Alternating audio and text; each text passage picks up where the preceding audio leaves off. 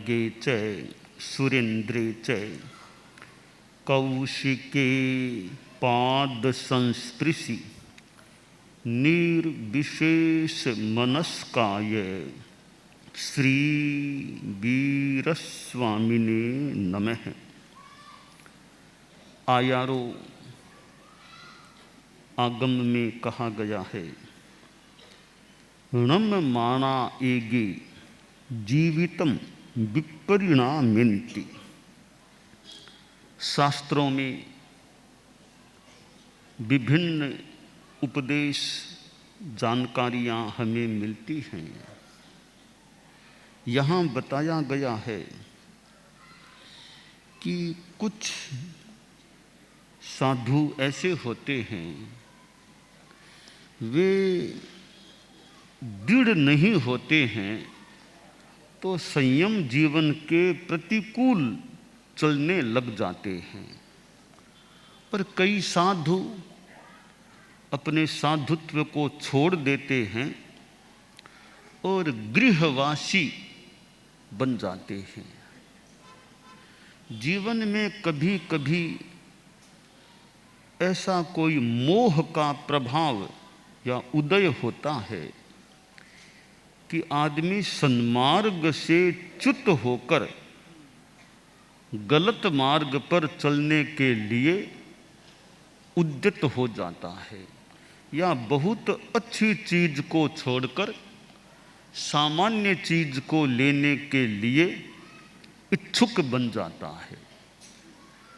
अब चिंतामणि रत्न किसी को मिला हुआ हो, उसको कोई फेंकता है, कंकर को लेता है, यह मूर्खता मानी जा सकती है।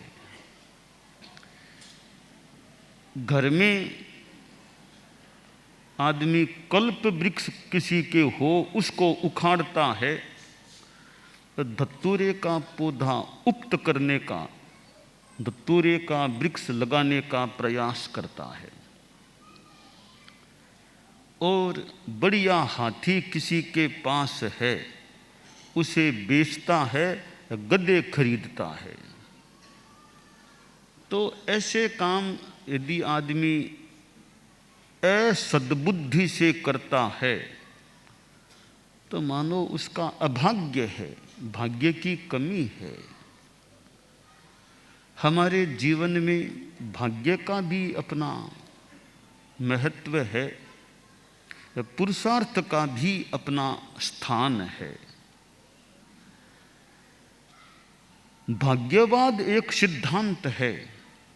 जैन दर्शन में भी कर्मवाद का सिद्धांत प्राप्त होता है और उस पर अच्छी व्याख्या भी हमें मिलती है।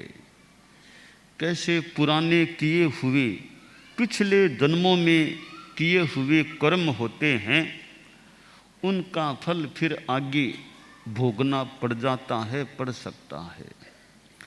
तो यह कर्मवाद है, वो भाग्य से ही जुड़ा हुआ है। भाग्यवाद भी इसे संभवतः कह सकते हैं।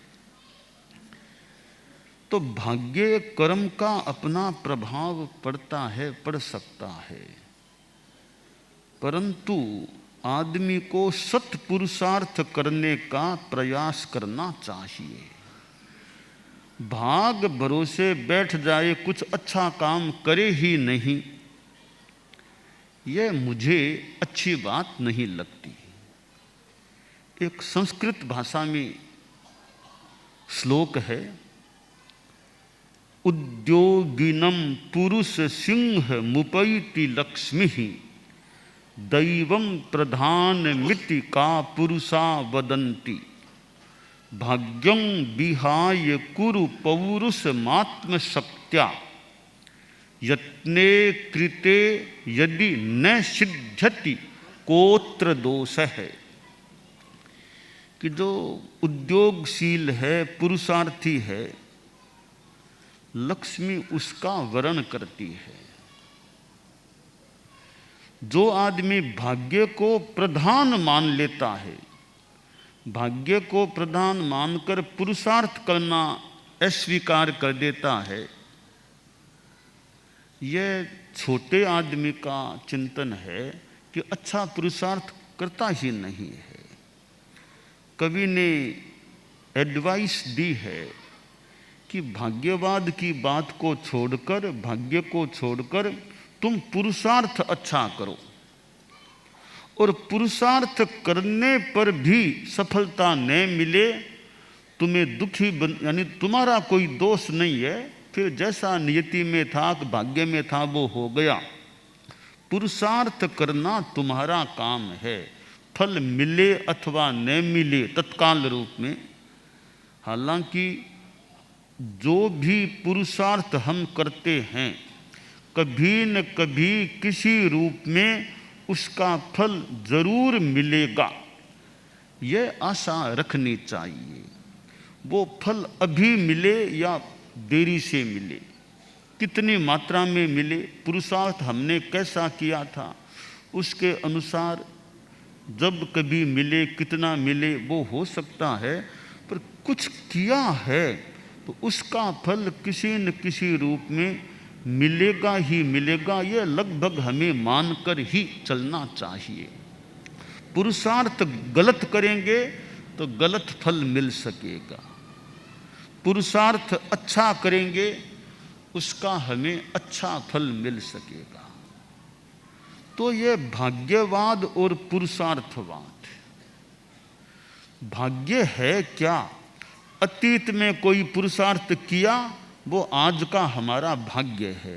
आज का, अब वर्तमान का जो पुरुषार्थ है वो भविष्य के लिए भाग्य बन सकेगा।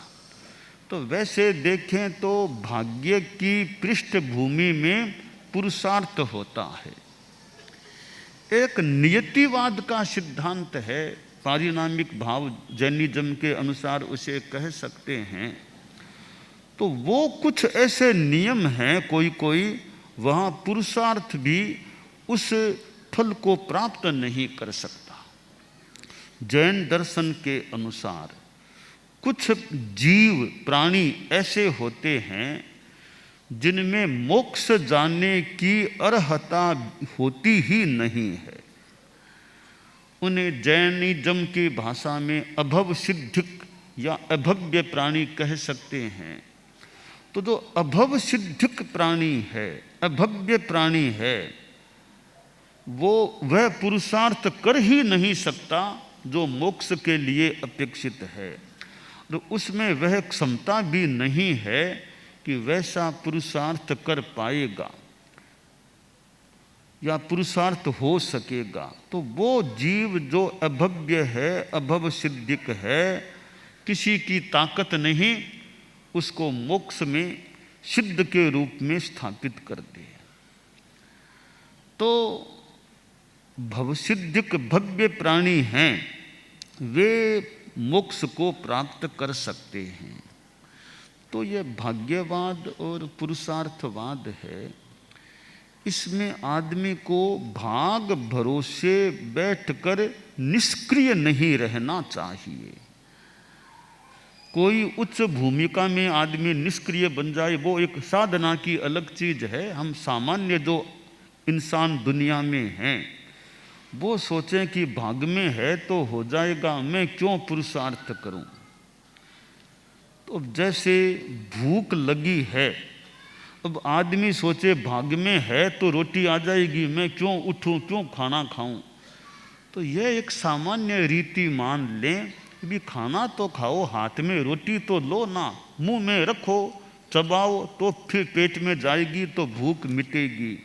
तुम यह सोचो कि भाग में है तो रोटी पेट में आ जाएगी, मैं क्यों हाथ को उठाऊं। यह चिंतन समीचीन नहीं लगता कि भाग्यवाद है, परंतु तुम अपना पुरुषार्थ भी सम्यक पुरुषार्थ, उचित पुरुषार्थ करो, फिर फल की प्राप्ति भी जैसा नियम व्यवस्था है हो सकेगी। यहाँ बताया गया कोई साधु ऐसे होते हैं, वे संयम जीवन के प्रतिकूल या संयम जीवन को प्रतिकूल बना देते हैं और उनमें कुछ सुविधावाद, कुछ लालसा, जैसे रिद्धि रस साथ खाने के प्रति लोलुपता हो और कोई बाह्य आकर्षण हो, उनमें वे उलझ जाते हैं और साधना संन्यास का सम्यक पालन वे नहीं कर पाते हैं। इसलिए वो निष्ठा मजबूत हो सन्यासी में, साधु में, कि संयम पालना है। दुनियादारी की चीज़ों में, लुभावनी चीज़ों में, भौतिकता की चकाचौंध में उसे मूड नहीं बनना चाहिए, प्रभावित नहीं होना चाहिए कि भाई सन्यास के प्रति निष्ठा भी, सन्यास है उसके सामने भौतिक चीज़ें छोटी, बहुत छोटी हैं। तो यह निष्ठा मजबूत हो, सन्यास पालने की अच्छी क्षमता हो, तो कितने साधु अच्छी साधना करके ऊर्ध्वारोहण कर लेते हैं और कई कई बीच में ही रह जाते हैं, पथ को छोड़ देते हैं। सन्यास को भार मानने लग जाए, अरे क्यों घर छोड़ा, क्यों सन्यासी बना, यह भार लगने लग जाए, फिर सन्यास को पालना कठिन हो सकता है। एक बच्ची थी, कोई 7-8 वर्ष की बच्ची, पहाड़ पर चढ़ रही थी, पहाड़ के ऊपर। उसकी गोद में उसका 8-9 महीने का भाई था, उसको गोद में लेकर वह पहाड़ पर यूं चढ़ रही थी। ऊपर से एक सन्यासी पहाड़ से नीचे उतर रहा था। बीच में बच्ची को देखा। सन्यासी ने सोचा छोटी सी बच्ची है, फिर गोद में बच्चा लेकर ऊपर चढ़ रही है, यह कैसे चढ़ पा रही है। तो सन्यासी ने पूछा, बिटिया ये बच्चे का तुम्हें भार नहीं लगता क्या, ऊपर चढ़ना, इसको लेकर के चढ़ना तुम्हें भार नहीं लगता है क्या। ना बिटिया, वो बच्ची बोली, बाबा जी भार नहीं, यह मेरा भाई है, भार नहीं, यह मेरा भाई है। तो भाई के प्रति वो वात्सल्य है, तो भाई का भार नहीं मान रही है, ये तो मेरा भाई है, भार थोड़ी है, यह मेरा भाई है। तो भाई को ऊपर ले जा रही हूँ। तो सन्यास को भाई मान ले, सन्यास तो मेरा भाई है, इसका यह भार थोड़ा ही है, इसको तो पालना ही पालना है। यह निष्ठा साधु में हो तो सन्यास का, साधुत्व का अच्छा पालन करने में सफलता भी मिल सकती है। आप लोग जो गृहस्थ हैं, सन्यास तो खैर सबको मिल जाए यह कहना कठिन है, पर गृहवासी रहते हुए भी आदमी अच्छा आदमी रहे, सदाचारी आदमी रहे, जीवन में बड़े कोई पाप न करे, चोरी डकैती धोखाधड़ी आदि आदि, हत्या अनावश्यक हिंसा पाप, इनसे बचे। गृहस्थ आश्रम कह दें, गृहस्थ जीवन में भी सद्गृहस्थ रहे, अच्छा आदमी रहे, यानी पापों से बच कर के रहे। तो यह सदाचारमय जीवन गृहस्थ का होता है, तो वह भी एक गृहस्थ के जीवन में अच्छा आदमी रह सकता है। अब सन्यास तो कई तो बालक भी सन्यास ले लेते हैं। परम पूजनीय आचार्य श्री तुलसी थे, जिन्होंने अनुव्रत आंदोलन को आगे बढ़ाया था। उन्होंने जीवन के 12वें वर्ष में ही सन्यास कह दें, साधुत्व ले लिया था, और 22 वर्ष के करीब थे तब हमारे धर्म संघ के सर्वे सर्वा कह दें आचार्य अनुशास्ता बन गए थे। 60-61 वर्षों तक वे आचार्य प्लस गणाधिपति के रूप में दोनों मिलाकर के रहे थे। तो अब उनकी दीक्षा लिए को 100 वर्ष पूरे होने जा रहे हैं। यह आगामी पौष कृष्णा पंचमी है, यानी 9 दिसंबर 2025। उस दिन आचार्य श्री तुलसी ने दीक्षा ली थी, उस दिन से 100 वर्ष कंप्लीट पूरे होने जा रहे हैं। विक्रम संमत 1982, विक्रम संमत 1982 की पौष कृष्णा पंचमी को वे लाडनू में दीक्षित हुए थे। लाडनू से ही थे, लाडनू में ही अपने यानी गुरु कालूगणी के पास दीक्षित हुए। वो 1982 था, अब 2082, और पौष कृष्णा पंचमी जो आगे आने वाली है, 100 वर्ष शताब्दी पूरे होने वाली है दीक्षा लिए उस दिन को। तो कई कई बालकों में भी संन्यास का भाव आ जाता है, तो कई कई जवान हैं, वृद्ध हैं, उनमें भी संन्यास की भावना नहीं आती। अब थोड़ा डर, संन्यास का थोड़ा भय, संन्यास का नाम से ही मानो भय लगे, ऐसा भी किसी के हो सकता है। तो संन्यास भी भाग्य का योग हो और फिर पुरुषार्थ भी साथ में हो जाए तो संन्यास साधुत्व की प्राप्ति हो सकती है। और साधुत्व लेने के बाद अंतिम श्वास तक साधुत्व का सम्यक पालन हो जाए तो वो सफलता हो जाती है। दुर्भाग्य से बीच में छोड़ दे, वो एक भाग्य की तो कमी मान लें, मोह का प्रभाव हो सकता है, पुरुषार्थ की भी कोई कमी हो सकती है। तो यह संन्यास का जीवन तो बहुत ऊंची चीज है, पर गृहवास का जो जीवन है उसमें भी कैसे सदाचार रहे। सघन साधना शिविर के ये शिविरार्थी हैं, तो इन बच्चों आदि में ये अच्छे जो भी हैं शिविरार्थी, सघन साधना से ऐसी प्रेरणा, ऐसा संस्कार मिले भी संन्यास आए तो बहुत बढ़िया है। बाई चांस वो नहीं भी आए संन्यास तो गृहवास में भी एक अच्छापन रहे, निर्मलता रहे, सज्जनता रहे, कि धोखाधड़ी करना, चोरियां, डकैत, ऐसे गलत कामों में नहीं जाना, और विनयशीलता हो, अहंकार नहीं, उद्दंडता नहीं, अनुशासनहीनता नहीं, अनुशासित जीवन जीना, अहंकार में विशेष नहीं पड़ना, और ईमानदारी के रास्ते पर चलना, सत्पुरुषार्थ करना, ये अच्छे संस्कार गृहवास में भी रहें तो गृहस्थ आदमी भी उन्नति कर सकता है, अध्यात्म के क्षेत्र में भी कर सकता है और भौतिकता के क्षेत्र में भी उन्नति हो सकती है।